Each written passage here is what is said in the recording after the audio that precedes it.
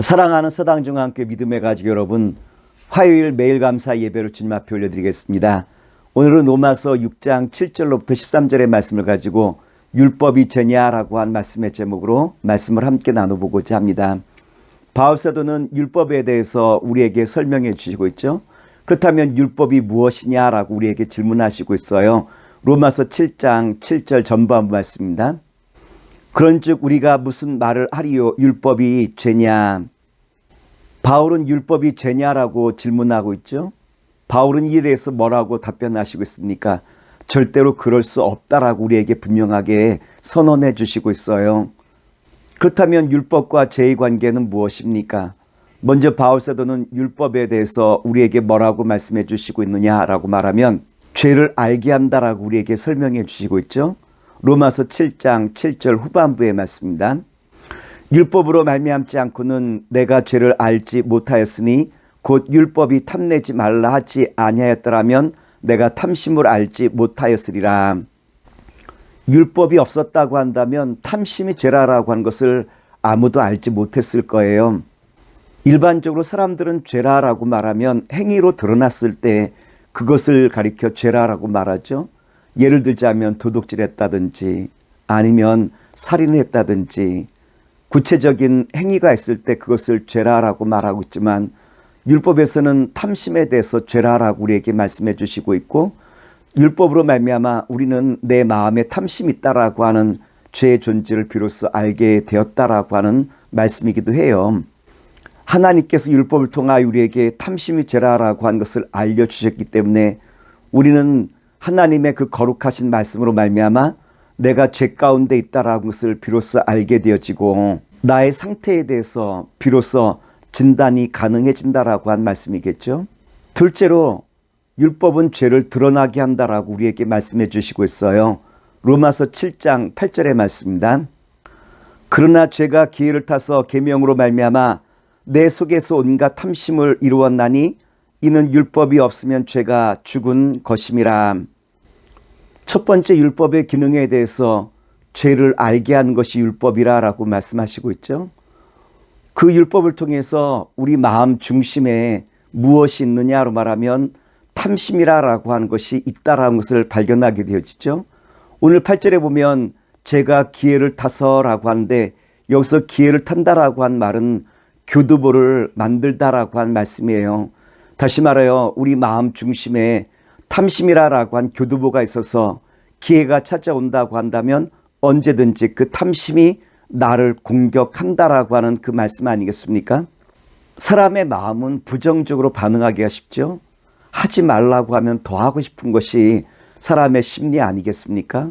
넘어가지 마세요 그러면 넘어가고 싶고, 그리고 또한 잔디밭에 들어가지 마세요라고 하면 잔디밭에 들어가고 싶고, 어떤 사람은 부정적인 것을 더 행하고 싶은 것이 사람 마음속에 있는 그 탐심의 근원이고, 또한 아담과 하와가 에덴 동산에서 하나님께서 말씀하신 선악과를 먹지 말라라고 했을 때 그 선악과를 먹게 했던 그 탐심이 바로 인간의 그 마음이 아닐까 싶어요.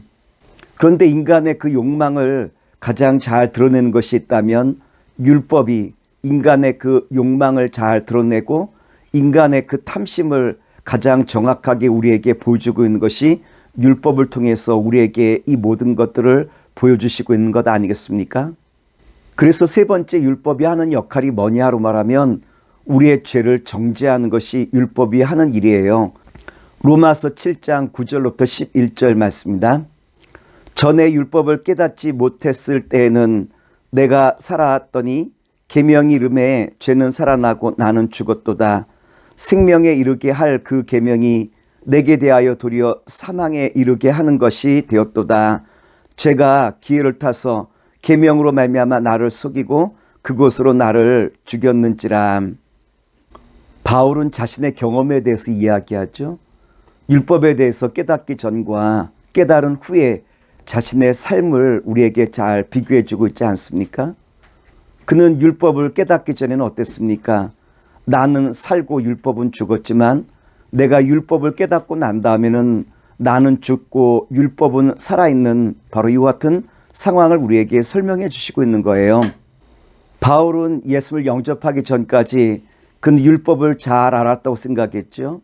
그런데 예수님을 만나고 난 다음, 부활하신 예수를 만나고 난 다음 하나님을 사랑하고 이웃을 내 몸같이 사랑하라고 하신 주님의 그 음성을 비로소 깨닫게 되어지고, 그는 자신의 율법적인 삶에 대해서 비로소 깨닫게 되어지지 않습니까?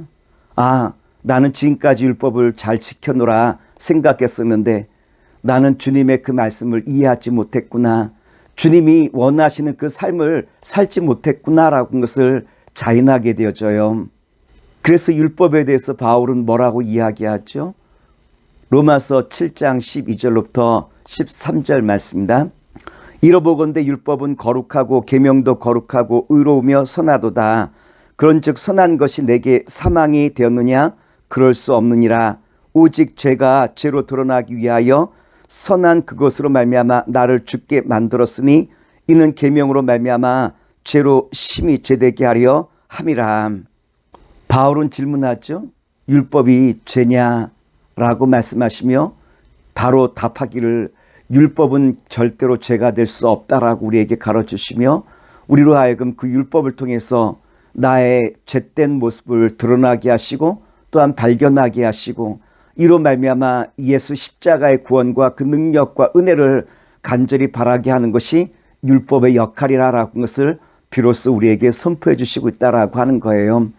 주님의 사랑과 주님의 은혜가 없었다라고 한다면 우리는 죽을 수밖에 없었던 영혼들이기에, 주님께서 나를 향하신 그 사랑을 붙들고 오늘 또다시 주님의 그 사랑을 힘입어서 하나님 사랑 또한 이웃 사랑의 그 길로 나아가는 주님의 거룩한 자녀가 되라라고 한 것이 오늘 율법을 통하여 우리에게 깨닫게 하신 주님의 음성 아니겠습니까? 오늘 바라기는 사랑하는 믿음의 성도 여러분, 주님의 그 놀라운 사랑을 우리 마음에 담고 오늘도 우리의 모든 삶 속에서 하나님 나라와 또한 주의 영광을 바라보며 이 땅에서 주님의 영광을 감당하실 수 있는 아름답고 복된 주의 자녀와 백성 되시기를 다시 한번 기도하겠습니다. 사랑의 주님, 오늘 주신 말씀 붙들고 날마다 주와 함께 동행하는 주의 거룩한 자녀와 백성 되게 하여 주시옵소서. 예수의 이름으로 기도합나이다. 아멘.